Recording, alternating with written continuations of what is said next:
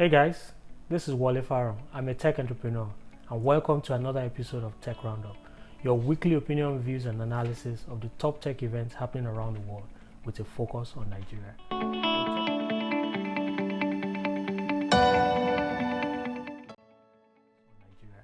On Tech RoundUp today, we'll review the news that MTN Nigeria has been granted a super agent license by the central bank, Google Maps introduced Nigerian accents, and Nigeria now plans to introduce taxes on online purchases. Let's get started. Babe, this one's for you. Thanks for bringing sunshine to my life. Oh, Jerry.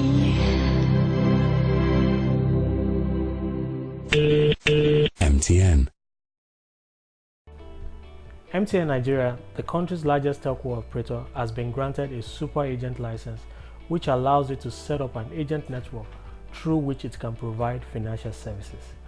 This seems like a first step, although a confusing strategy, in MTN's plan to roll out mobile money services in Nigeria, having applied for a payment service bank license earlier.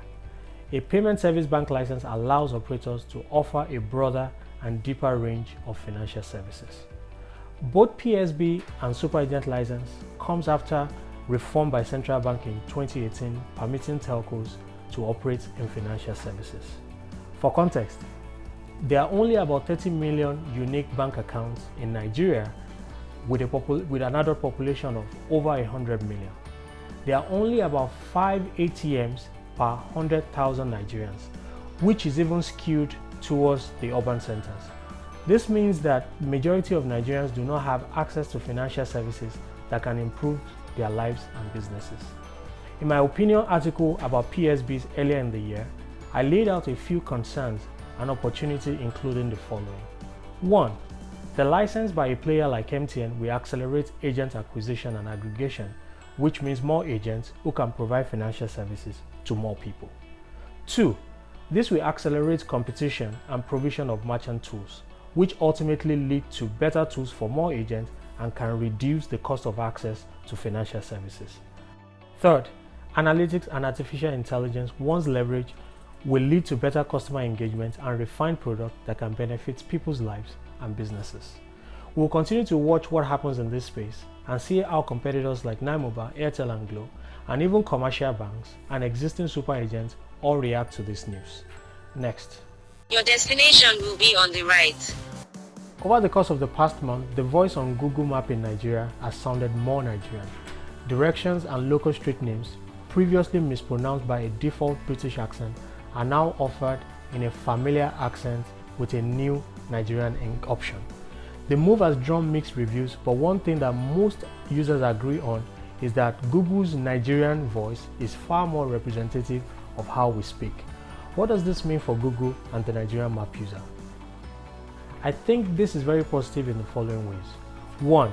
This is a great step by a tech giant that recognizes the potential of the Nigerian market with the highest number of internet users in Africa. Localizing a solution always leads to better adoption. 2. More Nigerians will find the solution more familiar and thereby more comfortable using it. User experience is everything. 3. The enhancement by Google Maps introducing Okada route is also great and complements the effort of the transport tech startup to solve transportation problems in Lagos and other cities in Nigeria.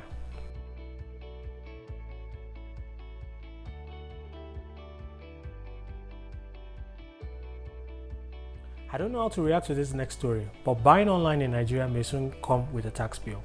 As part of plans to raise revenue to meet rising budgetary needs, Nigerian government is considering a 5% value-added tax specifically for online purchases.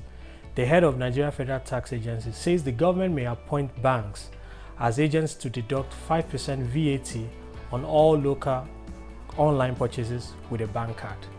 Think about that for a second. Banks being appointed to collect VAT on card transactions, and the policy could be implemented as early as next year. I think this is a mistake and a misguided bet by the Nigerian government to tax a seemingly growing vertical, but one with a lot of challenges, especially around adoption and consumer confidence. Government and our tax authority need to pay attention to the following nuances about the Nigerian e-commerce space. 1. Consumer confidence is low and more transactions are completed by the dreaded payment on delivery option. This policy suggests that taxes will be levied through card transactions. This means further decline in digital payment done through this channel. 2. I will argue that this industry needs incentive and tax credit rather than additional taxes. This is required to boost consumer confidence to build on the adoption seen in the last few years in the space. 3.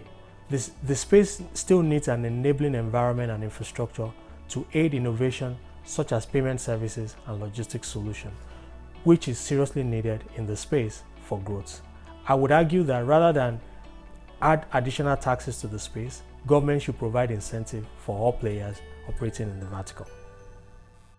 It's another edition of Tech Roundup, guys, and we're very excited about your following. We're excited about what's to come in the future. Please connect with me on LinkedIn at Wale Farron and follow us on our Tech Roundup YouTube channel. Also on Instagram at the Tech Roundup. We'd like to hear from you. Good night and have a great weekend. Lafia.